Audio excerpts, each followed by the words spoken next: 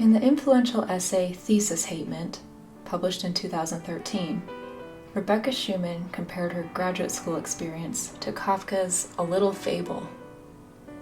"Alas," said the mouse, "the world gets smaller every day. At first it was so wide that I ran along and was happy to see walls appearing to my right and left, but these high walls converge so quickly that I'm already in the last room, and there in the corner is a trap into which I must run." "But you've only got to run the other way," said the cat, and ate it. The mouse wasn't going in the wrong direction, so much as it was walking cat food the entire time. A graduate career is just like this, only worse, because A Little Fable lasts 3 sentences and is made up, while graduate school lasts at least 6 years and will ruin your life in a very real way. But, as in the fable, this ruin is predestined, and completely unrelated to how right you do things.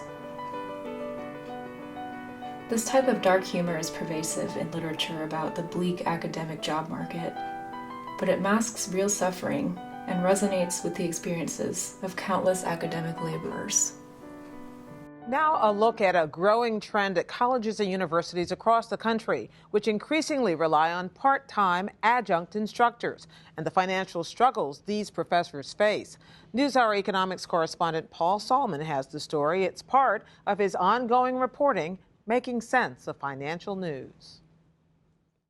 Tu peux tourner la page? Life in academia turns out to be different than what French professor and single mother Nicole Beth Wallenbrock had in mind. I've been on food stamps for, I think, about 6 months. Eric Greenberg teaches theology at Loyola Marymount University.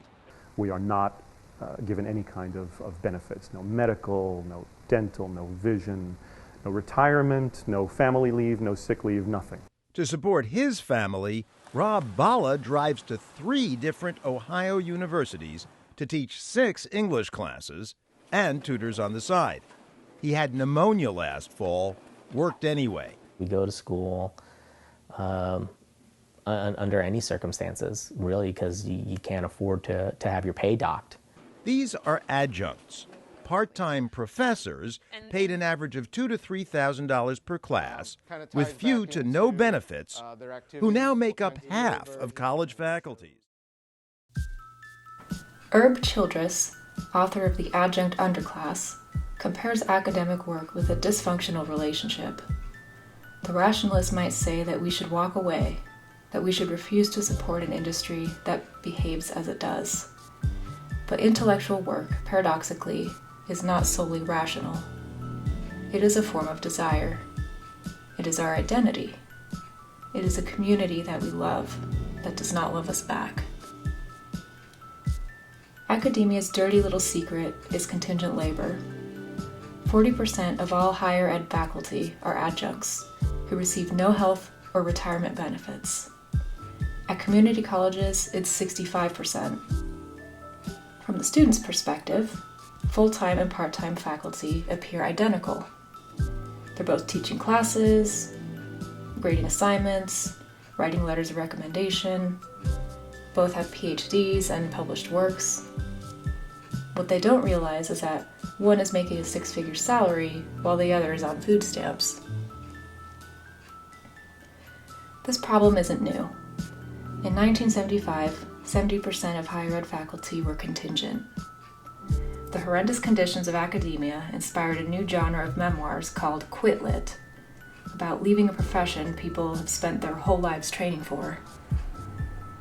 But why does this 2-tier system exist? And more importantly, how can we pull it down?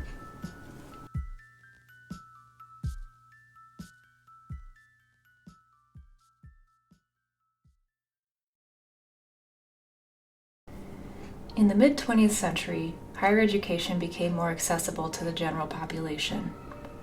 Following World War II, the GI Bill provided veterans financial support for tuition, books, and living expenses. This fundamentally shifted the cultural view of higher education from a luxury for the wealthy to an achievable American dream.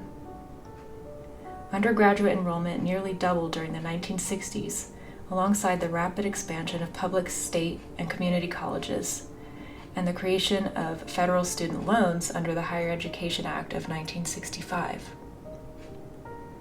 By the 80s and 90s, attending college became a standard societal expectation for entering the modern white-collar workforce. As kids, millennials were told by their parents that they'd be flipping burgers their entire lives if they didn't go to college, and conversely that a college degree in any major would set them up for a comfortable life. This led to an oversupply of PhDs compared to academic job openings. The law of supply and demand went into effect. With universities being run like businesses, they tried to cut costs wherever possible, leading to the adjunctification of the professoriate. With an idealistic, highly motivated, highly qualified workforce, this became a troublesome combination. PhD recipients, mostly with middle-class backgrounds, believed that their hard work and dedication would eventually pay off, and they would be rewarded with full-time positions after proving themselves, as if earning a PhD wasn't enough evidence of their devotion to their work. Universities took advantage of their passion and naivete until higher ed resembled other exploitative, do-what-you-love industries, such as art, music, and Hollywood.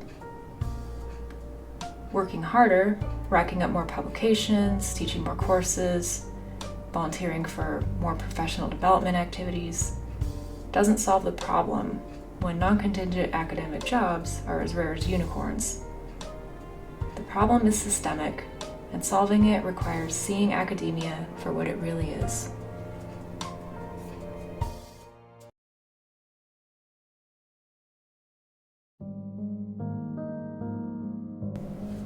In the academic job market, prestige is currency. Despite universities being associated with progressive values and liberal political causes, hiring practices within higher ed are among the most elitist and exclusionary. A relative handful of programs in each field produce the majority of PhD recipients who eventually land tenure-track positions. Brand name matters. Having Harvard, Yale, Stanford, or the like on one's CV dramatically increases the chances of getting a tenure-track job.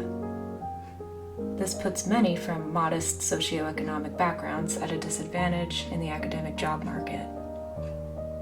Furthermore, full-time faculty in U.S. universities remain predominantly white, with men holding the largest share of the highest academic ranks. And adjuncts aren't the only ones being oppressed by this system.